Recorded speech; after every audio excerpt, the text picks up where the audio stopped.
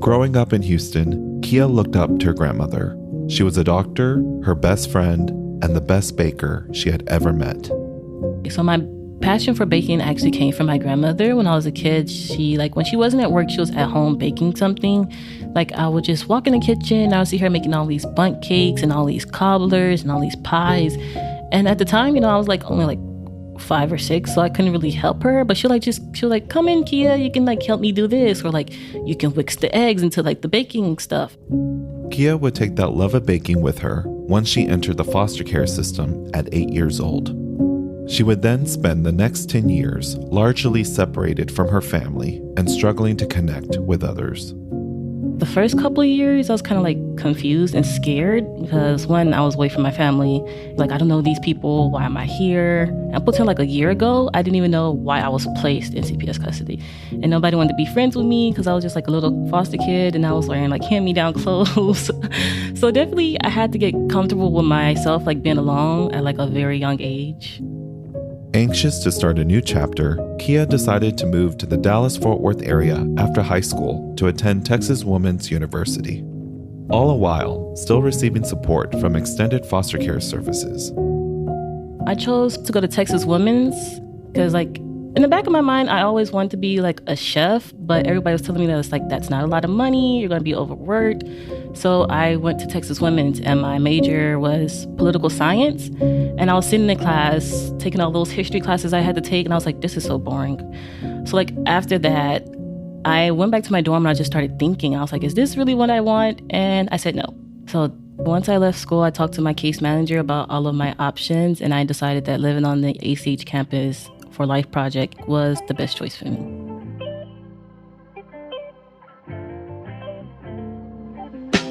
Welcome to Counting on Us, a podcast presented by ACH Child and Family Services, the show where we share the stories of people navigating life's challenges with ACH alongside them every step of the way. I'm Daniel Treviño.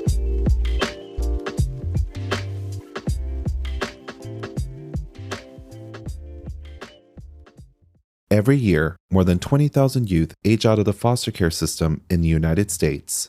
With little support, former foster youth are left to navigate from adolescence to adulthood on their own.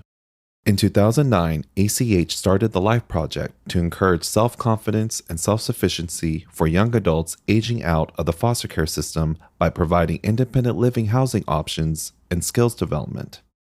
Stephanie Henry, one of the Life Project mentors, has firsthand knowledge of the struggles these young adults run into.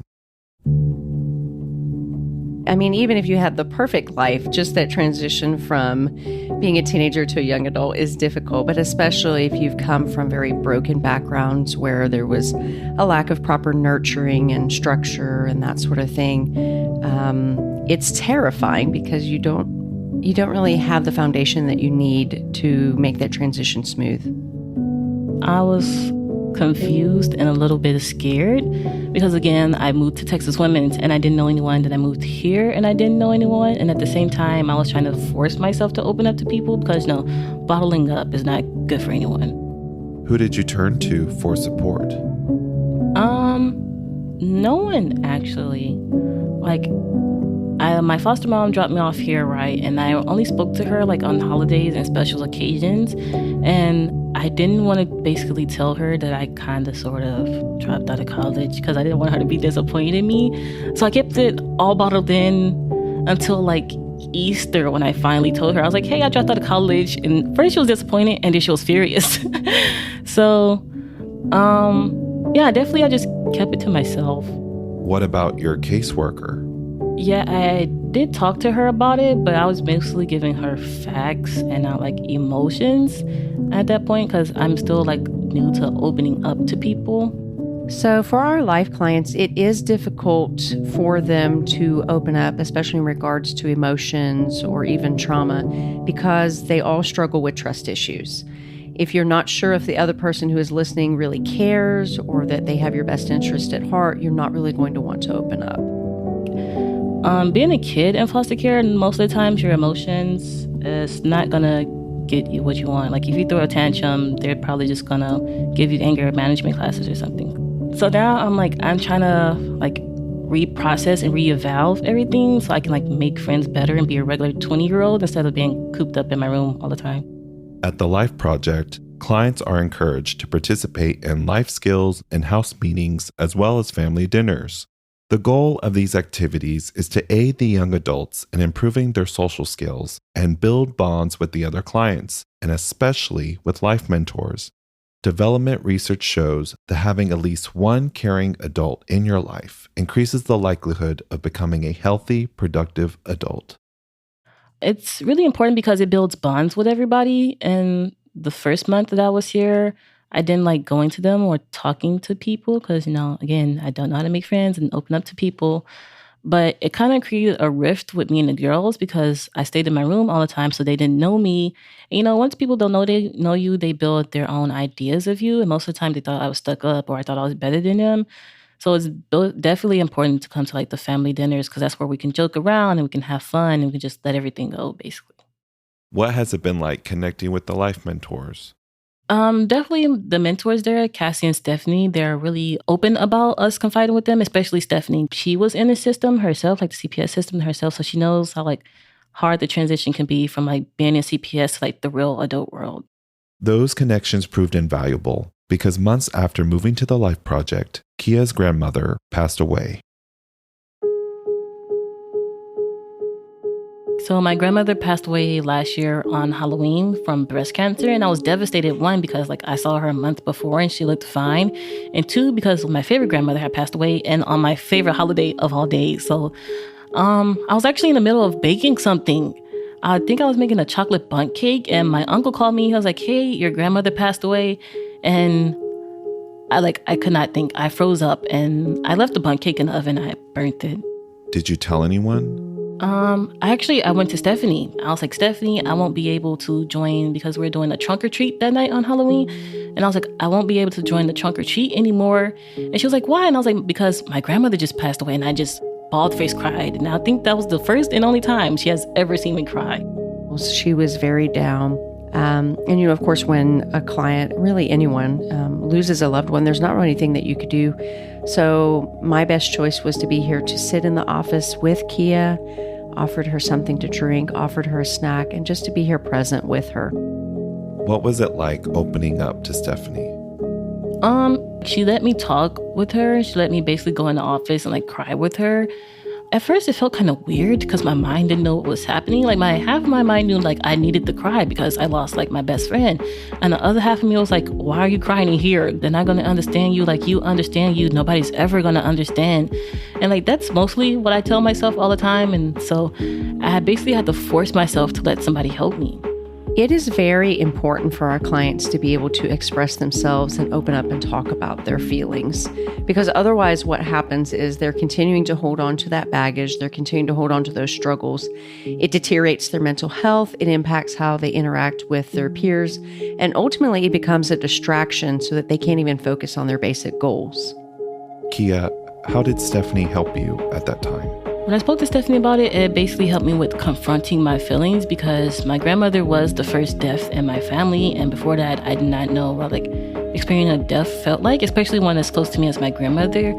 So she basically told me, she was like, it's okay to cry. It's okay to feel sad because these things are natural. And not only is it natural, it's like it was somebody that was like really close to me. So it was okay to just like let things go and be sad for once.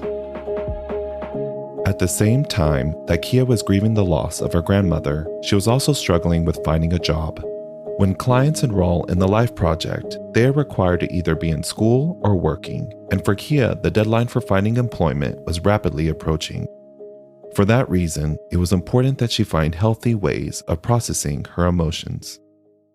So after getting the news, Keya utilized one of her coping skills after we had just kind of sat in the office for a little bit. And she went downstairs to the kitchen and started whipping up something. I think she'd made a cake, actually. But we had talked about while she was down there that when she does baking, it makes her feel close to her grandmother. And she just feels a release and a sense of joy when she's baking. I love to bake and she loved to bake, so I felt closer to her. And my grandmother never feared death anyways. She welcomed it most of the time. So like while I was baking, I had to tell myself, I was like, okay, she's happy now. This is what she wanted. She wasn't scared. And that one day, I'm pretty sure I made like 24 cookies, and I made brownies, and I made cakes, and I made a cobbler. So I definitely just drowned myself in baking. Keya, how did the death of your grandmother affect your job search? For like 3 months, I could not find a job for some reason. And at first, I didn't really care about like the consequences of like not finding a job or like not being in school, because I just wanted to relax a little bit. And then my grandmother passed away.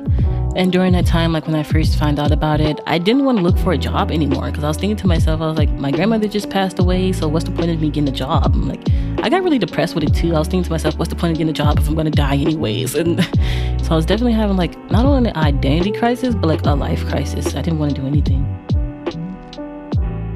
We'll be right back. Hi, it's Dr. Wayne Carson from ACH Child and Family Services. I hope you're enjoying the podcast. Here at ACH, we know that the community is counting on us to get it right. So for over 100 years, ACH has remained true to our mission of protecting children and preserving families. Follow us on social media or visit our website, achservices.org, to learn more about what we do, how to get involved, or if you'd like to support us. Now, back to the show. Keya was in crisis. The loss of her grandmother, coupled with the deadline for finding employment, caused her to shut down. For Stephanie, the challenge was balancing Keya's grieving process with the need to get her ready for financial independence. So when our clients do experience tragedy of any sort, the primary goal of us as mentors is to, first and foremost, be mindful of their mental health and well-being, because we know that that's something that many of our clients already struggle with. I think it was about a week and a half after she had gotten the news, and she was kind of walking at her own pace, going through the grieving transition. I knew that she was ready to start communicating again because she came to me. And at that point, we were able to start talking through their goals and remind them what their purpose of being here is. I didn't feel rushed. I did feel pushed because, they saw my potential, and they also saw that I was like wasting away being sad in my room all the time. So they did push me to get a job. So I sat down with them and I was like, hey, I don't know why I'm not getting these jobs. Maybe there's something wrong with my resume. And there were a lot of things wrong with my resume. One, it was like really discombobulated, and two, it didn't like look professional. So they helped me with that. They helped me with my cover letter, like how to dress for an interview, like what to say and how to act and everything.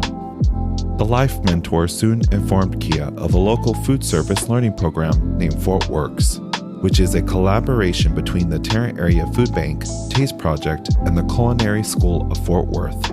It was a chance for Keya to pursue her passion of the culinary arts while receiving training and paid work experience. So not only are you getting a free education that's sponsored by the Culinary School of Fort Worth, we also get paid to go there. So it's $10 an hour. And then when you complete the apprenticeship, you get an ACF Fundamentals Cook license, you get a food handler's license, and you also are gifted a starter knife kit. So I applied and I signed up for the interview process. How did it go? For me, I was nervous at first because although I am a good talker, I don't like talking and I don't talk a lot. So they asked me a bunch of questions about like why I should be good for the program, like why am I here? And I didn't want to give them a whole backstory about my grandmother yet. So I told them about the scene in Ratatouille and how Gusteau, the ghost chef, is like, anybody could be a chef. And I was like, okay, I'm going to do that. It worked. Keya got accepted into the 16-week accelerated learning program. Soon she was waking up early 5 days a week to catch the 15-minute bus ride to the Tarrant Area Food Bank to attend classes. Okay, so a typical day of the first 8 weeks, you would go in at the food bank and you would sit down in the little classroom that they have there, and we would learn a lesson plan for like an hour on, say, like the different nutrients and vitamins that are in the food. And then at the Taste Community Restaurant, we will get there and we'll cook and we'll work on the line the entire day. So you'll get there at 7. So you basically have like 2 hours or 3 hours to like prep your line for all the fruits and like the salads and stuff you'll need. So basically, that's what it was. My name is Chef Jason Abelson, and I serve as the program coordinator for the pre-apprenticeship portion of the Fort Works food service learning program. I'm saying this with a smile on my face, but Keya, from her entire time throughout the program, it was always about excelling and growing. She wanted to know what was next. How can I learn this? How can I do more? How can I go faster? And so her biggest strength is her initiative. If she sees that something needs to be done, or that something can even be done better than they're doing it, then she's going to offer up that opinion and herself to do the work. She's not afraid to step up and get something done, and do it in a manner in which not only that she could be proud of it, but that the program could be proud of. So it was apparent early on that she has a passion for culinary arts it just comes every once in a while. You find it in a student, and you want to ignite that passion. You want to send them on their way.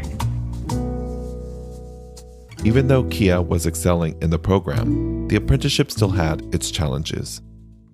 I did have a lot of difficult moments. How like 90% of the time I wanted to quit because the other apprentices I was working with, they kind of picked up on the fact like if they slack off on something, I was going to pick up the slack. And also my peers were like, they were quitting and dropping out of the program, which is more work on me.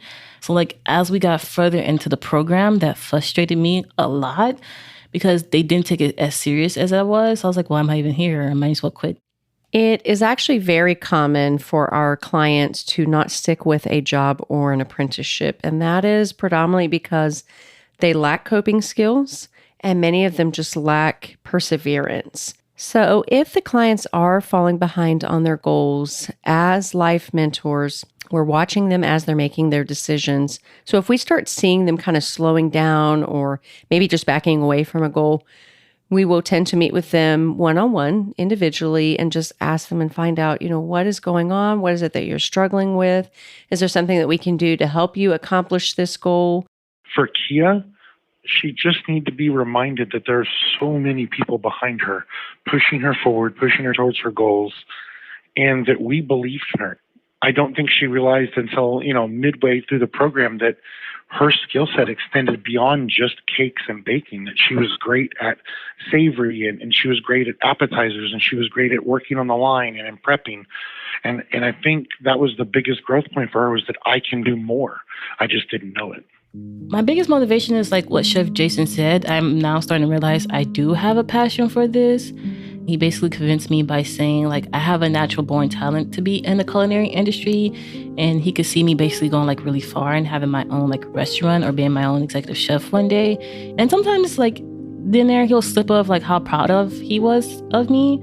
So it was basically like a little tearjerker moment for me because like this guy who's my superior thinks I'm this great. So I was like, okay, I guess I'll stay.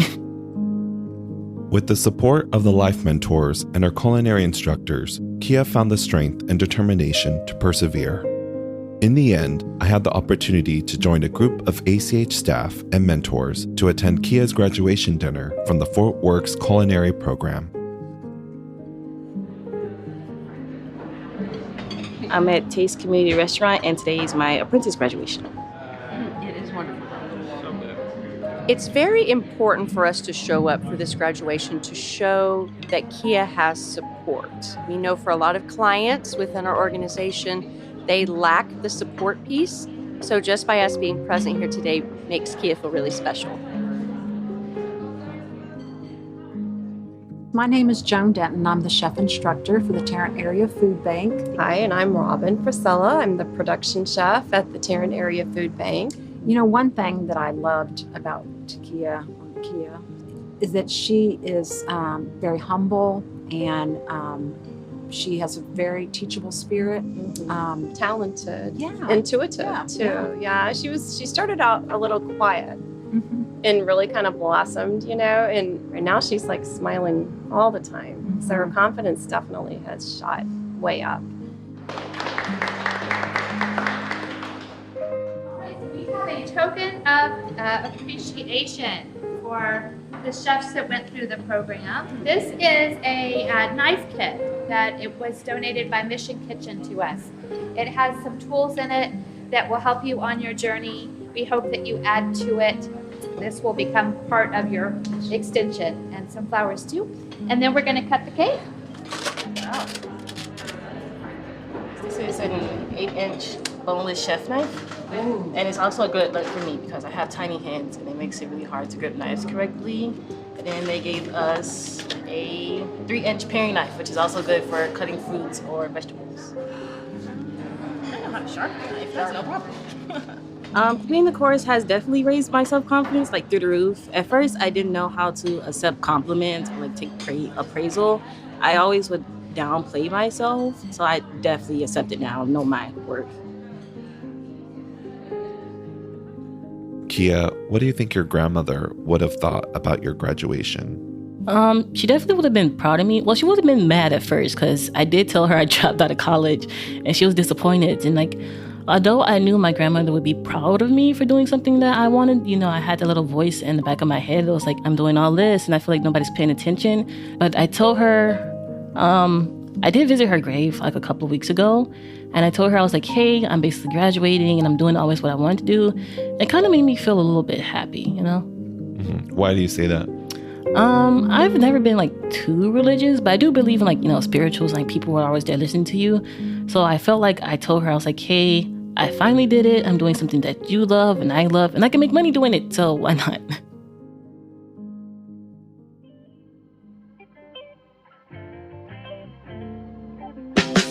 Thank you, Keya. Your story is a model of perseverance that we all can look up to. If you feel inspired and would like to support ACH in its mission to protect children and preserve families, then you can donate now at achservices.org, or you can find the link in the show notes. Also, if you like this episode, please share it with a friend, follow us, or write a review. It makes a huge difference. Counting on Us is a podcast presented by ACH Child and Family Services. Written, edited, and produced by Daniel Treviño. Special thanks to Life Mentor Stephanie Henry and chefs Jason Abelson, Joan Denton, and Robin Priscilla from the Fort Works Learning Program. Mixing by Panoramic Sound. Thanks for listening.